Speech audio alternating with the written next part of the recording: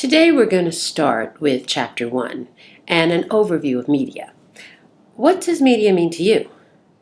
What about mass media? Well, I looked up a couple of ideas for media, and first there's a definition: tools used to store and deliver information and data from communication, or for communication. I think that could go either way. Look at all these different types of media. Now, I found 13 right off the bat. There are more, but these are the overall regular brands of media. As you can see, we have advertising and broadcast. There's digital media, hypermedia, so those are links that attach one piece of media to another. Mass media, all means of mass information and communication. Multimedia, using different things at the same time. New media and news media, two different things there. Publishing and social media. So, what is your media of choice? Now, when I was growing up, my media of choice was television. I loved television, and I also liked the movies a lot too. We didn't have social media then. Listened to the radio in the car, and then I also listened to albums, so that I guess that's dating me a bit. Let's look at how much media you consume. In an average day, in 2015, you are on digital media, we, us, as Americans, are on digital media approximately 5 hours and 38 minutes a day. And now let's add to that television, 4 hours and 15 minutes, radio, 1 hour 27, I guess that's your commute there, and print, you probably look at 21 minutes. Other, they throw in 24. So you are consuming around 12 hours of media a day. Now you have to figure you're going to sleep for 8 hours, right? Hopefully. And that leaves you with 4 hours a day doing everything else. Something to think about. Does media affect us, or do we affect it? Now that's a great question, because how about when we talk about violence? Are we violent people, we meaning the public, because we see so much violence in media? Or is there so much violence in media because we are violent people? Big debate that's going on right now in media. News coverage. Do we as people create it? Or does the news cover things which gets us interested in the news and we watch more? Again, big debate right now in the news. Mass media communication. A critical approach. Mass media and our lives. So let's take a look here. How do we reflect or shape our world through media? That is what you have to decide when you study this area. How am I going to use what I know and how I feel to change the world in some way based on media? Politics, advertising. What roles and responsibilities do mass media have? Well, in my opinion, they have a lot of responsibility, specifically to tell the truth, to be honest. I found these two completely different media stories in the news recently. The first one, you might recognize that guy, all those people, if you want to call them people. This is a story about how PBS has dropped the hour-long version of Sesame Street from the fall schedule. They've decided to make them half-hour shows. In the same news report, they featured Ohio will be the next state to vote on marijuana legalization. So I just found that kind of humorous, of how our media works.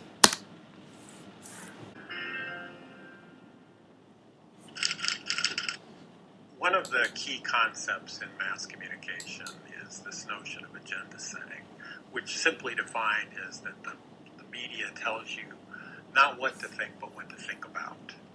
And so if they decide that the big story is going to be the environment, and there's a big environment rally, and they cover it, that's typically going to be on the agenda. Sometimes this can get silly. When the movie Jaws was very popular in the mid-'70s, there were lots of stories on the agenda about sharks. And they were appearing in, landlocked Midwestern newspapers. Everybody was concerned about shark attacks because this movie was so gigantic. In Murrow's time, back in the 50s, there were 3 major media companies, and there were a number of elite newspapers. And the people who worked at those companies basically set the agenda for the American public. They set the agenda for what was going to be discussed in the newspapers and what was going to be discussed and viewed on the television and radio stations. Today, everybody is a gatekeeper. Everybody now decides what the agenda of the American public is going to be. No longer is it just the few media companies or the newspapers that do that. So it's a very different world with all sorts of information out there. That's not a real critique. That's a deflection away from the responsibility that major media entities have in a democratic society. It's a complete deflection saying that, like, well, now there's so many diverse views, CBS doesn't have to worry about it anymore. How many videos are on YouTube? How many Google videos are there? How many, versus how many people get on to 60 Minutes? Okay? That's a pretty directed program. It's got a guaranteed viewership. They set the agenda. It's not just anybody equally sets the agenda. Yeah, I set the agenda in my bedroom with my Mac cam or whatever I got, and I throw myself up on the internet, and 3 people watch it. How's that at all the same? The media ends up being, in this country, a mouthpiece for those in power, when the power of the media should be exactly the opposite, bringing to the fore the voices of those who are not usually heard, which is the majority of people in this country and around the world. We go on reporting the Anna Nicole Smith story for 6 months, when every day we have a couple of hundred people die in Iraq, Afghanistan, and there's a conflict going on between the Israelis and the Palestinians. The Iraq war vets come home to testify, the Winter Soldier story. Complete blackout in the corporate media. Wasn't covered by any in the corporate press at all. Where veterans from the Iraqi war came back to Congress and testified about what was going on there. You'd think that Wolf Blitzer would take time away from Anna Nicole Smith to find out about that. It has been true that generally the top 5 broadcast networks, the Associated Press, the New York Times collectively are the ones that set the news agenda. They, in deciding what goes on the front page or what goes across the AP wire, generally decide what it is that's important today, what it is that we're talking about. And I think with the internet and just the rise of many, many more voices, we've actually seen an erosion of that sort of centralized agenda-setting power, and I think that's probably a good thing. One of the things that Current tries to do very consciously is bring stories that people aren't talking about back into the conversation. And we do it not by, sitting in some editor's conference room and just deciding what we think people should be talking about today. We do it by listening to our audience. And I actually think that's the direction that things are going. I think there's always going to be a role for a smart editor to tell you what you should be paying attention to today.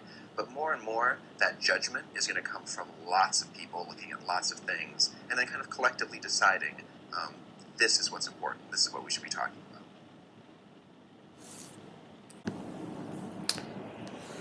So, media at their worst? The media can erode our quality of life, or does it improve our quality of life? And media at its best, the media help us to understand events and trends, or does it control them? This is why we have to be media literate, and this is why we study this work. We can have a role and a say in how media plays out, but we need to know what we're talking about, and we need to be able to critique intellectually about how media works. Mass media definitions. Mass media are industries or channels that create and distribute the following to large numbers of people. And it's all these things. It's songs and novels and movies and magazines and TV shows and the internet. It's everything we use to consume information and entertainment. Mass communication is the creation and use of symbols that convey information and meaning to large, diverse audiences through all manners of channels. This could be language, Morse code, a motion picture, and computer codes. Let's talk about the evolution of mass media. It all started with talking. It started with oral. Information and knowledge circulates slowly through the spoken tradition of poets and teachers, tribal storytellers, griots. If you've never heard of a griot, they're really interesting people, and we'll look at it in just a second. The griot was the storyteller of a tribe. This was the person who learned everything about all the different families of a tribe. When they died, they usually passed that on to their son, who became the griot of the tribe. So one person knew all of the family history. Now we have Ancestry.com.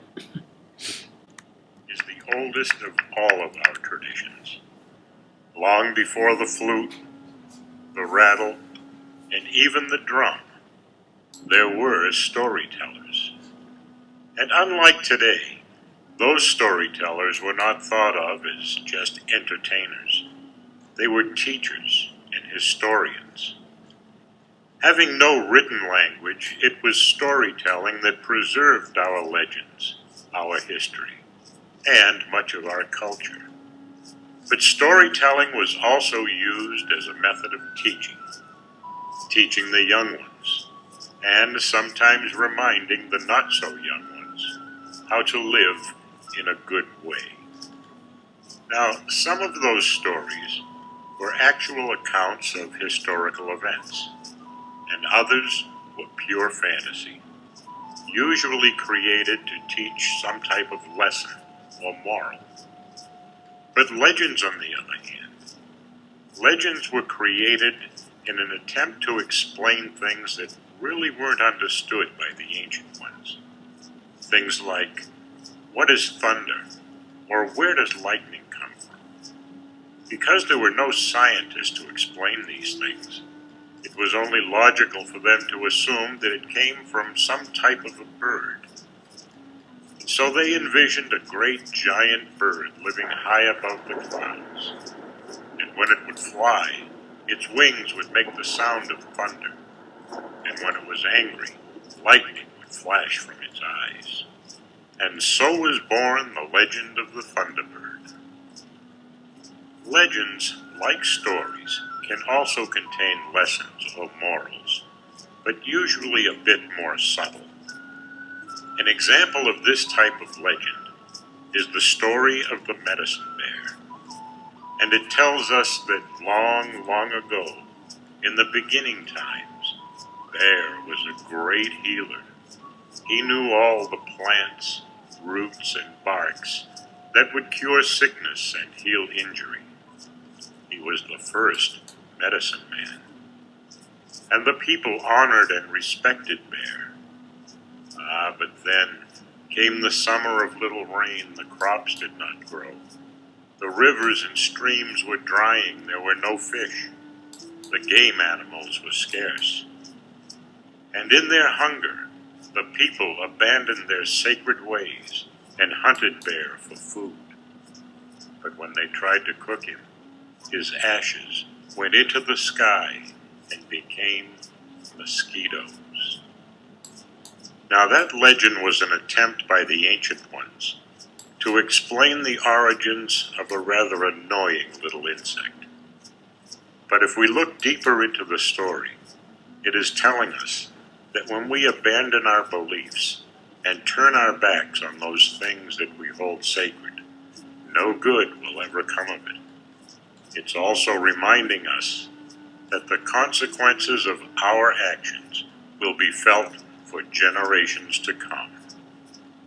And so whenever you have the opportunity to sit with a storyteller, listen to their stories. Listen to what they're saying. You may just discover a small pearl of wisdom.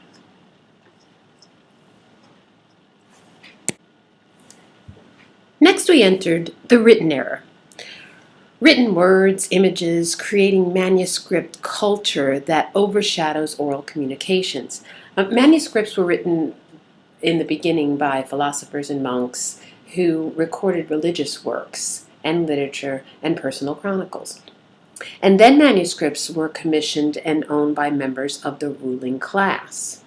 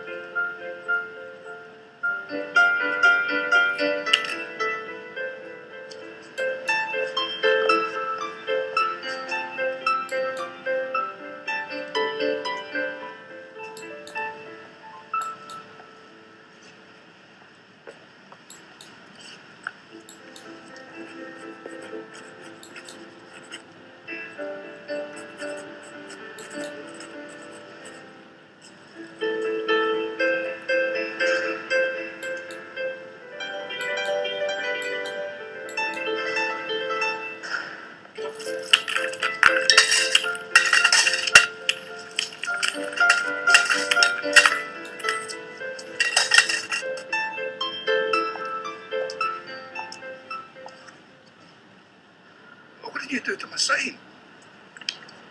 I wrote the same, but in different words. Thanks, love.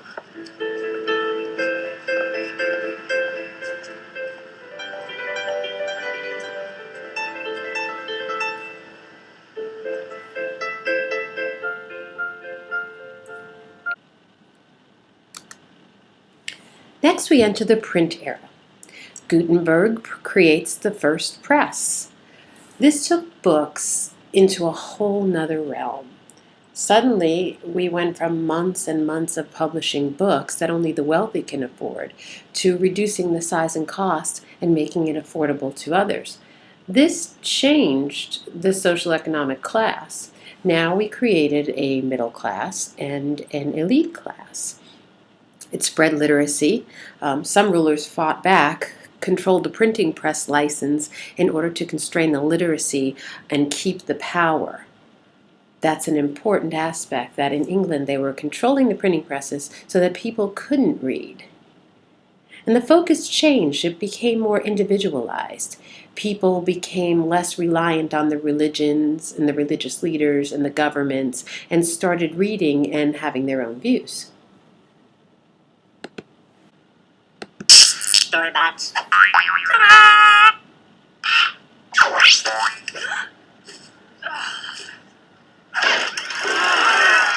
Storybots presents Right Innovator.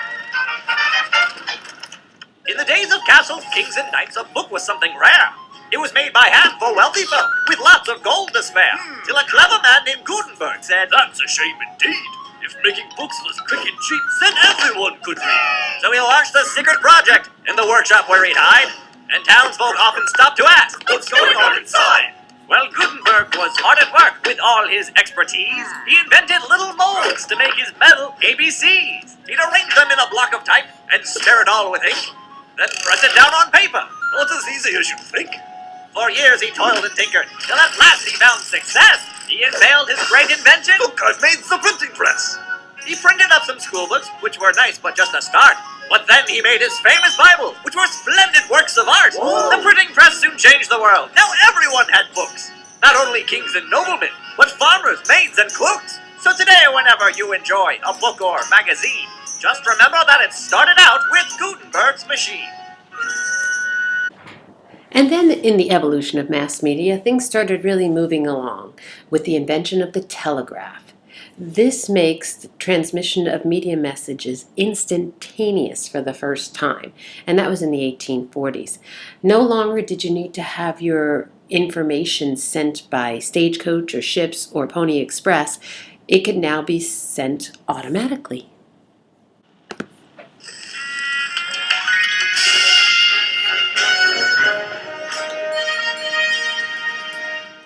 The age of instant communication was born on January 11, 1838 in Morristown.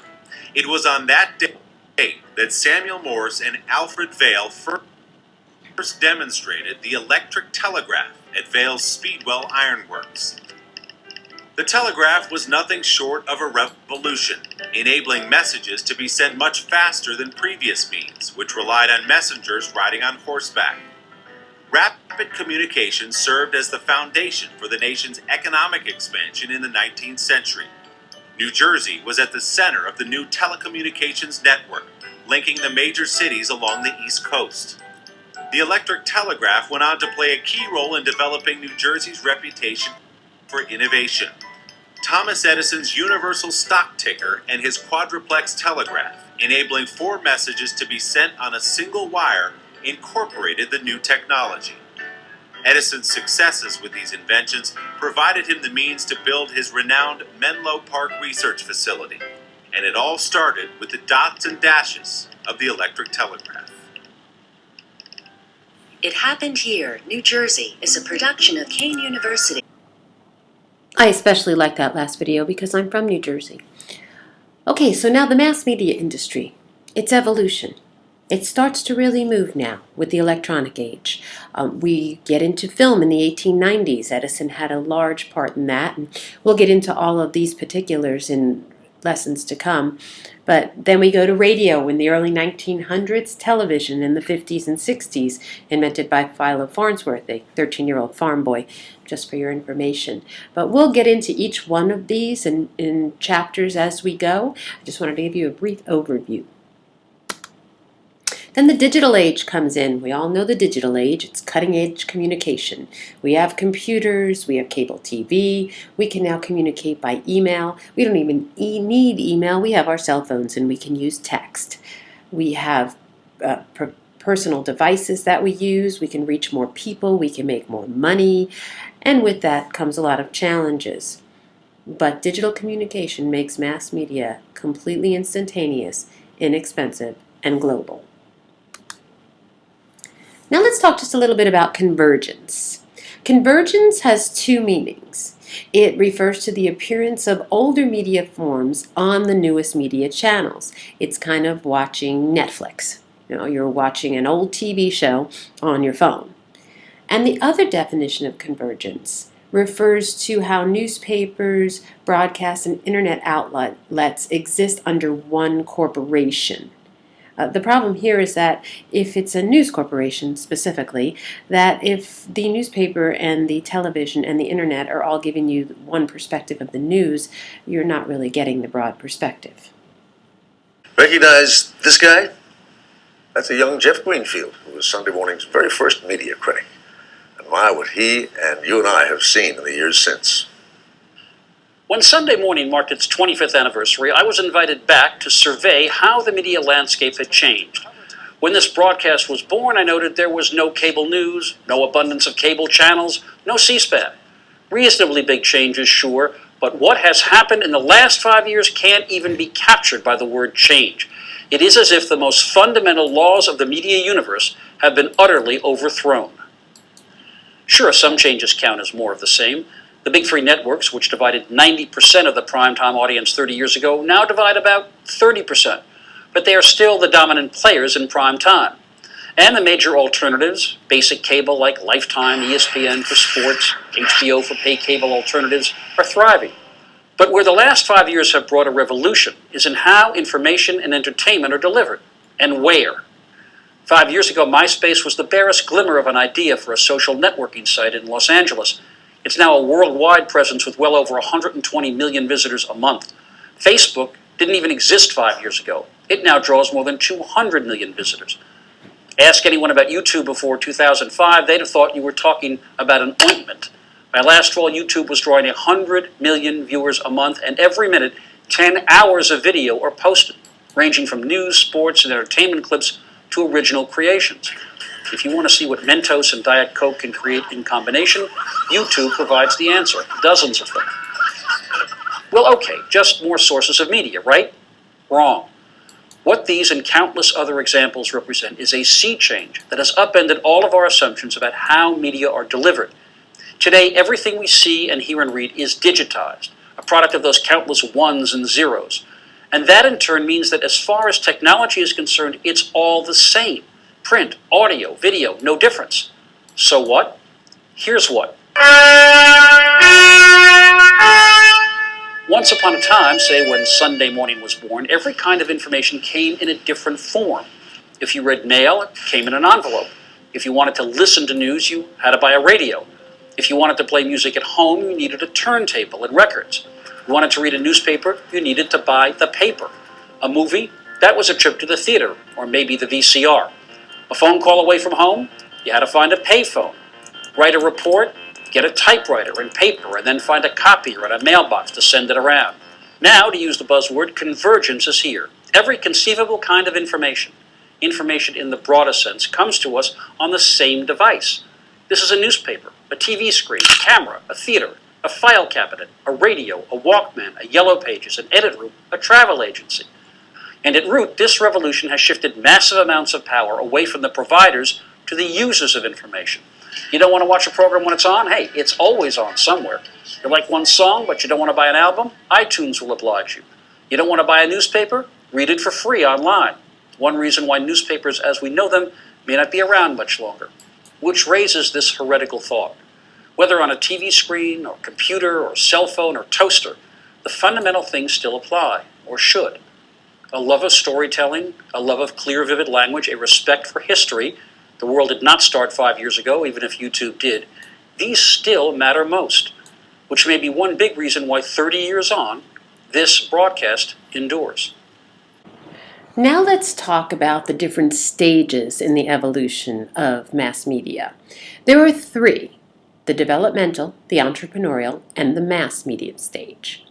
In the developmental, inventors and technicians try to solve a particular problem. They're creating.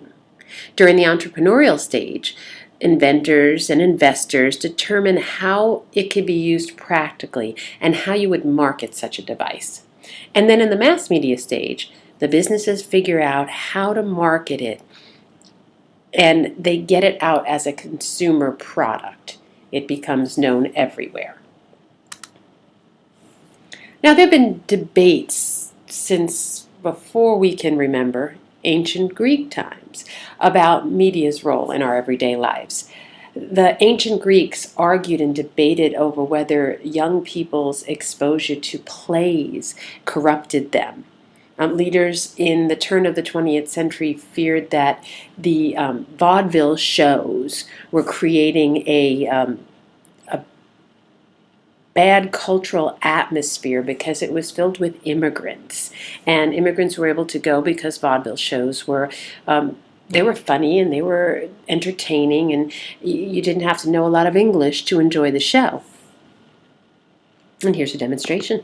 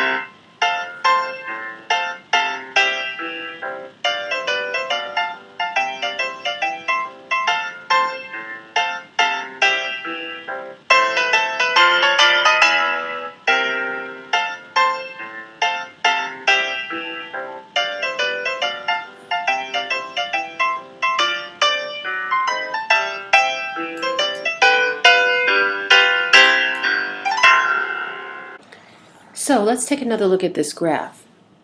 How much media are we consuming?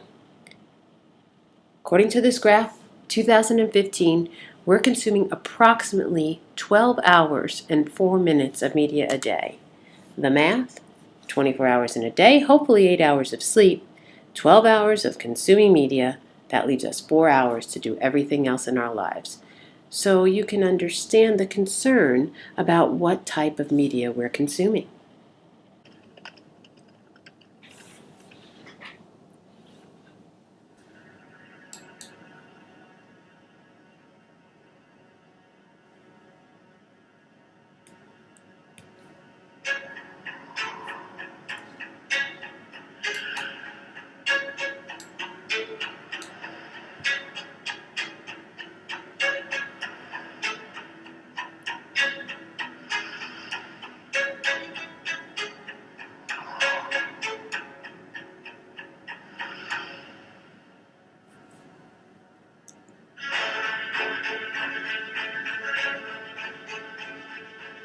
The media is the message and the messenger, and increasingly a powerful one.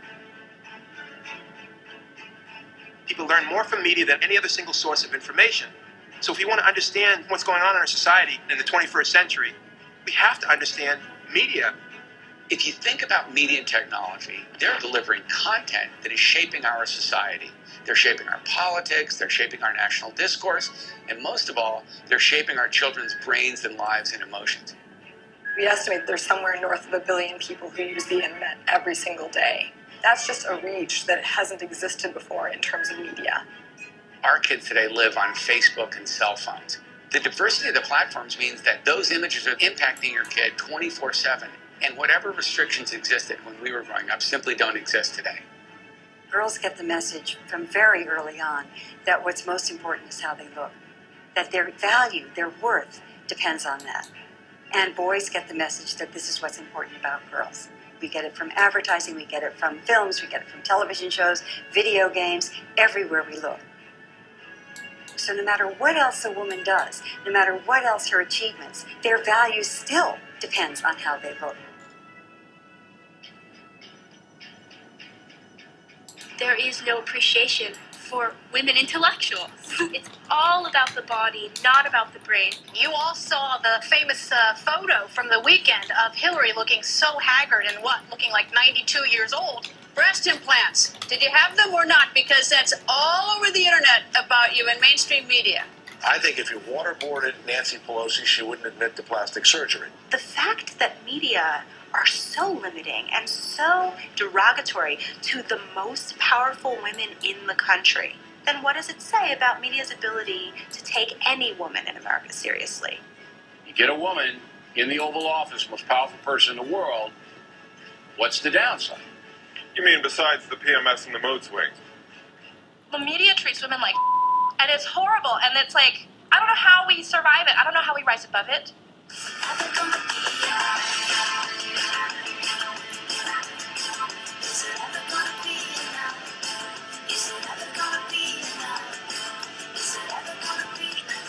Media creates consciousness, and if what gets put out there that creates our consciousness is determined by men, we're not going to make any progress. An aspect of media literacy education that I think many people aren't aware of is the whole political economy of the media. Most media get their revenues from advertising. This is all about capitalism. The exploitation of women's bodies, cells, products, magazines, etc.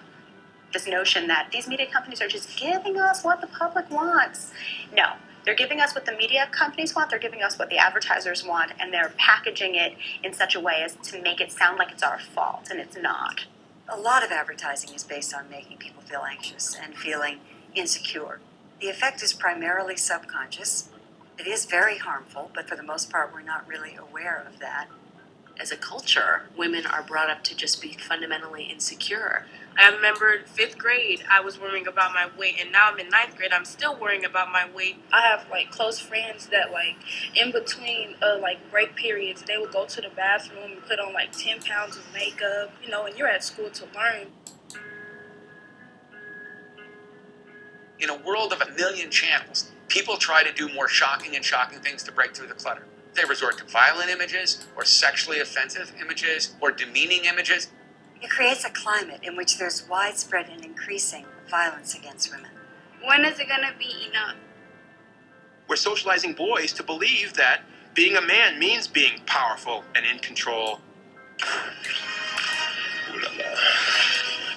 Being smarter than women or better than women, or our needs get met first in relationships with women. That's not genetically predestined. That's learned behavior. I definitely am not one to conform to the we need to be hypermasculine and we need to be misogynistic stereotypes.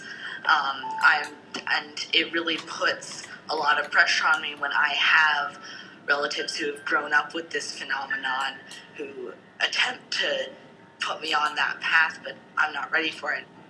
Little boys and little girls, when they're 7 years old, an equal number want to be president of the United States when they grow up. But then you ask the same question when they're 15, and you see this massive gap emerging.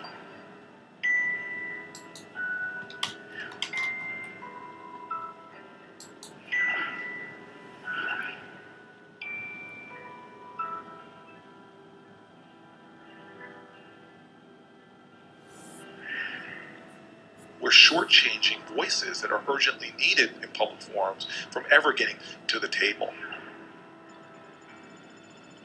If people knew that Cuba, China, Iraq, and Afghanistan have more women in government than the United States of America, that would get some people upset. No wonder we are in such trouble in this country. We've been choosing our national leadership from 6% of the country. As the most powerful country in the world, if you're not standing for the right values and for the right principles, that's a loss for the world. You can't be what you can't see. Growing up, there was nobody who looked like me on television. So I never dreamed that I could be on television. To see women leadership in reality and on the screen and television is huge for women, huge. I got cast in A League of Their Own, and I had 13 or 15-year-old girls coming up to me with, "Oh my God, you have no idea, that movie changed my life. I play sports because of that movie."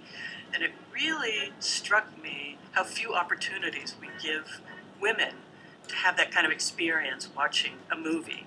There's such a hunger among young women for mentorship. It is far overdue that we women say, "Hallelujah, sister, whatever gets you through, I'm there to support you." One of the things that really surprised me was the number of women in positions of power in television who reached out to me and said, "Can I take you out to breakfast? Can I take you out to lunch? Can I make sure that you have my phone number or my email address so that if anything comes up?" And it wasn't like the gender mafia going on in the media, but there was an overt effort to both welcome me and make me know that women who had gone before me, who had fought to get where they were both happy that I was there and wanted to be resources to me. And there's an expectation that I will be a resource to other women. We're creating new leaders, and they're going to not look like how they always did, an older white male. They're going to look like a woman, and they're going to look like people of color, and that is the true reflection of this country and of this world. The media can be an instrument of change. It can maintain the status quo and reflect the views of the society, or it can awaken people and change minds. It depends on who's piloting the plane.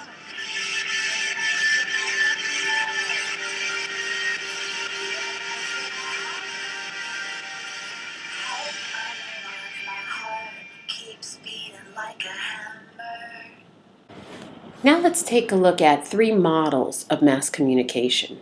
These approaches are to strengthen our media literacy. First, there's the linear model. This is the sender-message-receiver model. There's the creator of the message. There's the message itself, which would be the TV show, the text, the program you're watching, and then there is the receiver, who is us.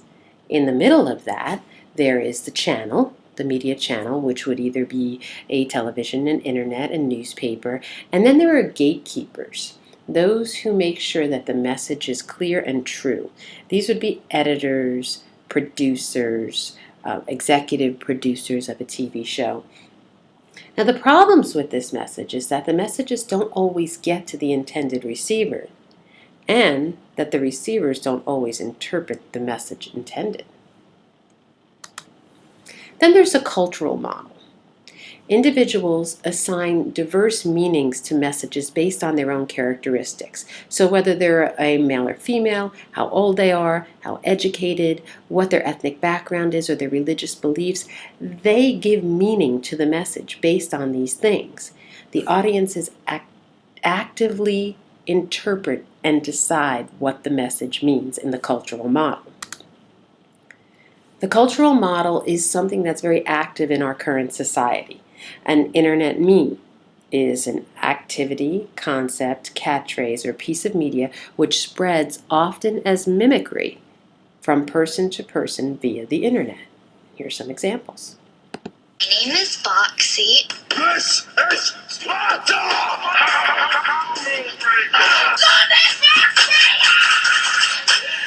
Oh, you obey the belong to us. Hi everyone, this is a team. Dolly bit me. Chocolate green. We crack that Pikachu.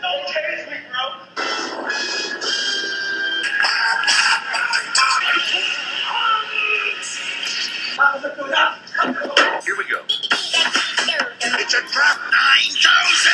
Jizz in my pants. Doctor after Oedipus. Leather belt. Leave Benny alone!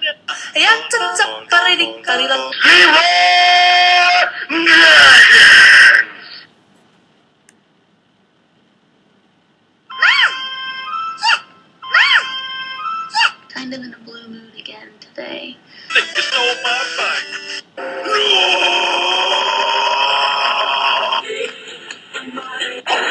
Peanut butter jelly time! Peanuts! I wanna be the very best. The balls are inert.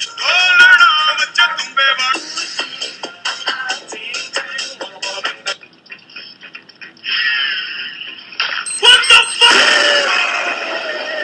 It's time to Sedan. spaghetti!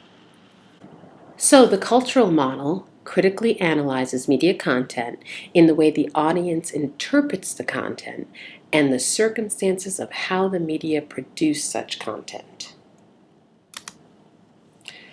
Cultural model looks like this. There are a couple of views here. First, as a skyscraper. There is the high culture or good taste, which is the fine art, the wealthy. And then there's the lower pop culture, which is more questionable taste, more the masses. It's commercial, reality television, gossip, probably more the stuff we like. The thing is that there's supposed to be different media for each, but many people consume both. Critics say that low culture inhibits social change by making people so addicted to mass-produced media that they lose the ability to see and challenge the inequities. It's called the Big Mac theory. Makes sense, right? They're just so used to eating Big Macs, they don't think about anything else. And they taste good. Then there's values. In the modern era, which was the Industrial Revolution up until the mid-1900s, values came into focus that included working efficiently, celebrating their individualism, believing in rational order. People like logic and reasoning. They wanted things to be in order, and rejecting tradition and embracing progress. Well, then we get to the postmodern era, which is the mid-1900s up until now, and people start to begin celebrating populism. That is the them against us kind of a theory. It's between the regular people like you and I and the elite. We see it as there's a difference. We're reviving older cultural styles. We're looking back and we're picking out the stuff we did right and we liked, and we're reviving those things. Obviously embracing technology, and we're also embracing the supernatural. Interesting. The third model of mass communication is social scientific model. This is very much measuring data. You're testing hypothesis, you're measuring data. It provides valuable insights into questions about media. They use both qualitative and quantitative studies. Now, quantitative study is the study of numbers, of data, how many of this and how many of that, where a qualitative study is more using questions about how someone feels. That TV show made me feel like this. And those are the answers you work with in a qualitative study. They use survey research like test words, ideas, and images on focus groups. So they bring groups together and they test out the ideas on them. This is used with politicians a lot. They gather groups together, they show these groups a politician's speech or something about them, and then these people give their opinions. The social scientific model gathers data using content analysis, experiments, and surveys. Coding and counting content. Coding is when you look at a document or you watch a TV show or you watch a movie and you count how many times certain words are used or how many times the subject is discussed. And that data is used and analyzed for the research. They conduct experiments using randomly assigned subjects, so they don't line up people they know all like, Donald Trump, and say, do you like Donald Trump? They find random people and they try to get a consensus. And they conduct original surveys or use data from existing federal government data. There's a lot of data out there from our federal government. So here's an example of the cultural versus the social scientific theories. There was this project done on breast cancer. On the cultural side, they explored a historical turning point in how the media and consumers interpreted breast cancer, centered around the media coverage of Betty Ford's mastectomy operation in 1974. Betty Ford was the wife of President Gerald Ford, and she publicly told everyone she had breast cancer and she was having a mastectomy. It was all over the media. It included stories of other breast cancer survivors and how they were feeling about her experience. And then there's the social science aspect. They analyzed newspaper, television, and magazine accounts of the topic and focused on the data gathered, counting the number of stories that dealt directly with prevention based on drugs. Critiquing media. Study results of both cultural and social science media research. Understanding their limitations. The cultural model is best at recognizing complexities of media culture, but conclusions might be at the author's interpretation. Their culture will feed into it. The social science seeks to develop and test theories, produces conclusions based on numbers, but surveys may be flawed. You can change your mind on a question at any time, and that changes the whole survey. So we have to view things with a critical eye.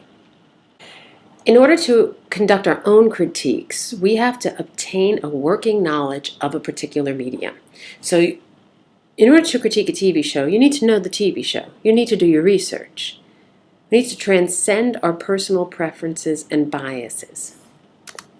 So your assignment this week, to apply the critical process. I want you to evaluate either a TV show, a song, a book, a magazine article, anything you want, any piece of media you want. I want you to sit down and critically evaluate it. And then I want you to use the 5 stages of the critical process, which are found on page 25 of your book, to evaluate your choice. You need to write a 1 to 2 page description and hand it in. I'll share with the class the results. And here is the breakdown of the critical process, which you will find in your book. So you are going to take your piece of music as an example, and you're going to listen to it, and you're going to research a little background on it, and then you're going to describe it to us based on these 5 aspects of the critical process. Enjoy it.